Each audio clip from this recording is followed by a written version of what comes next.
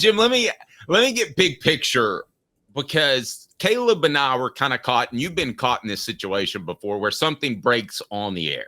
So that's what happened yesterday with the Pilot and Tennessee thing. And quite frankly, we didn't have all the information at the time. We do now, and you have all the information. So what is your first impression of this partnership that supposedly is going to keep Neyland Stadium in place, but gets Pilot very, very, very involved with the football program once again? Well, first off, when I got wind of this on Sunday, I was led to believe they were changing the name of Neyland Stadium. And I thought, whoa, that's not going to work. Then when I found out the details of what they're doing, this is an opinion. I don't have fact on this, but this is what I believe. So Tennessee's trying to raise some money. So they took Thompson Bowling Arena and basically made it the Food City Center. All right, that ruffled some feathers, including the Thompson family, which I was told wasn't told about it beforehand, which got somebody in the athletic department fired. In this case, I think that I'm okay with Pilot having its name around the stadium and doing this kind of stuff. I'm all right with that, as long as they preserve Neyland Stadium and, to a lesser degree, Shields Watkins Field. I think Jim Haslam was behind that. Jim Haslam has the utmost respect for General Neyland. And I think that he wanted to ensure that, by golly, they were not going to change the name of it from Neyland Stadium and to Pilot or anything else. So they lent the name of Pilot. They paid these rights to do this, but they ensured they're keeping the name of Neyland Stadium for at least the next 20 years or longer.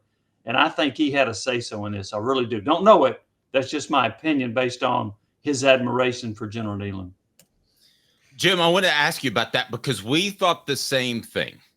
And I got an email from Pilot and a PR person saying that the Haslams had no involvement with Pilot whatsoever, and you had the Berkshire Hathaway.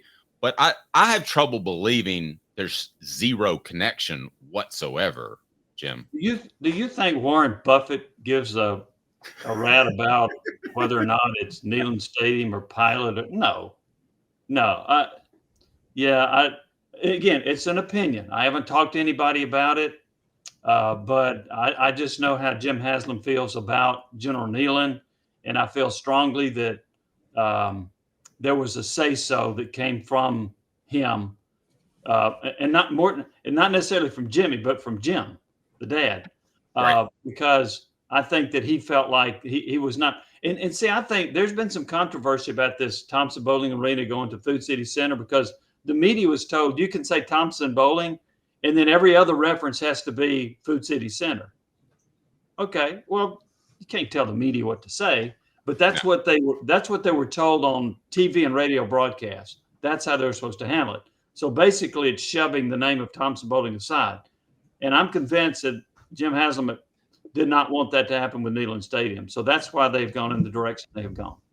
Okay, if you have any questions for Jimmy, go ahead and put them on our message board, and we'll get to those. Message board today brought to you by Don Self, State Farm. Don Self customer service still matters. For 40 years, they built their business on taking care of their customers. The greater Chattanooga area, call 423-396-2126 or go to donself.net. Right below donself.net. And I remind you, because I know that Caleb's chomping at the bit to ask Jimmy some questions, I remind you that Jimmy's appearance brought to you by Ray Varner Ford. Give me 15 seconds, and here goes Caleb.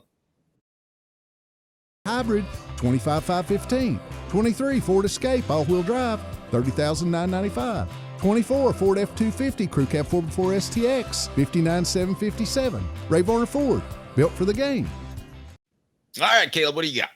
All right, so Jimmy, let me set this up to you, because you said Big Jim, and I actually do. Well, you didn't say that I call him Big Jim, but like I do believe you that Big Jim may be involved. But let me just set this up real quick, because as this was breaking yesterday, Forbes was still listing Jimmy Haslam as chairman of the board at Pilot, which he's not, and the Haslam family has completely exited all ties with Pilot. That happened earlier this year, where they finally all sold their stake to Berkshire Hathaway, so Berkshire Hathaway has complete control. But you think Big Jim Haslam is involved with this name, which suggests that the Haslams, despite by the way, they did have a rocky exit, the Haslams in Berkshire. It was not amicable, the split. But it suggests that the Haslams are still involved with Pilot to a certain degree. If that's the case, is this another way for Jimmy Haslam, who is the most responsible person for the decade of dysfunction, to weasel his way back into power at the University of Tennessee? No. You don't think you don't think he has any power still?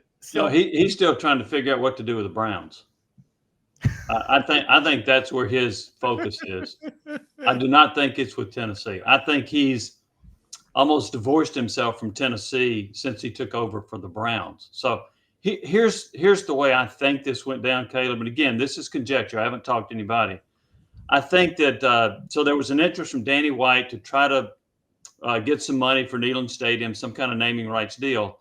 And I actually think that Berkshire Hathaway and Warren Buffett, out of respect to Jim Haslam, said, hey, this is what we're thinking about doing. And I think he said, this is the way you should do it, or this is what I would be okay with, as long as you keep the name Neyland on that stadium. So I think there was some conversation about that. And Jim Haslam, I think, said, this is okay if you do it this way. But to think that Jim Haslam or the Haslam family had nothing to do with this, any input on this, I'm not in that camp. No, and Warren, you brought up the greatest point. Warren Buffett is not sitting around thinking about how can I promote this chain of convenience stores on a stadium. Besides that, if somebody came to him and said, you need to make concessions, it's not going to be Pilot Stadium, he'd probably say, who the H is General Neyland, and why can't it be mine if I'm paying this money? It has to be some Haslam influence. I think so. And I could be proven wrong down the road, but that's what I think. That's my initial impressions. And again, that's an opinion. That's not having talked to anybody about this, the way it went down, but that's what I think happened. Okay. I want to ask you about the on-field sponsors. I remind you the show represented by Banks & Jones, banksandjones.com. Well, it's because they're Tennessee's trial attorney. You can play to win with Banks & Jones because they'll go to trial. You've heard of other lawyers. They say they'll go to trial and fight for you. They won't. They just want to settle. That's the easiest way out. Well, that's not Banks & Jones, led by T. Scott Jones. They won't settle. They'll go to trial for you. Tennessee's trial attorney. They play to win. Truly Tennessee's trial attorney when it comes to criminal defense or personal injury. Why settle? It's Banks & Jones. T. Scott Jones. banksandjones.com. Jimmy, I was told that 9 of 16 of the schools currently have an on-field sponsor, which is going to be Pilot down around the 35-yard line. And the rest of them will by the end of the season. On-field sponsors, you're a little old school like me. Did you like it? What are your thoughts on it? I'm not crazy about it, but I understand it. And I know that these schools are now going to have to pay, what is it, $23 million to the student athletes, however they're going to chop this up. So people talk about, well, look at they got a $200 million budget. They got plenty of money to do this. The problem is a lot of that's already allocated. A lot of it's allocated to coaching salary. It's allocated to scholarships. It's allocated to renovations of stadiums and so forth. So for them to just snap their finger, and what happens is they're having to pay this money. And I'm not just talking about the SEC. This is supposed to cover all the Division I NCAA schools, right? What are there, 130 some odd that are in Division I, and then you've got 340 NCAA Division I basketball programs. So they've got to figure out how to raise money. And it's not that the Arkansas or the Alabamas and the Georgias and the Tennessees and Floridas are hurting for the money. It's the ones that are in the middle level or lower that are going to be struggling financially to find this. But I'm not surprised at all at this move and trying to get as much money as they can from this. In fact, I'd kind of be surprised if they didn't go the other way. Not a huge fan of it, but I understand it. So, quick follow-up to my last question, Jimmy, then I want to ask one more question. But you say Jimmy Haslam has divorced himself entirely Was that really when he bought the Browns, or was that after the whole Schiano fiasco? Because I thought it was after the Schiano fiasco where he finally divorced himself from Tennessee. Because that's pretty close in time, isn't it? He bought the Browns roughly in like 2012, 2013. Yeah, and so he Schiano was on that committee, and another person that was prominent on that committee was Peyton Manning, and both of them signed off on Greg Schiano. Both of them did. And then when all hell broke loose, both of them acted like they didn't know that had ever happened.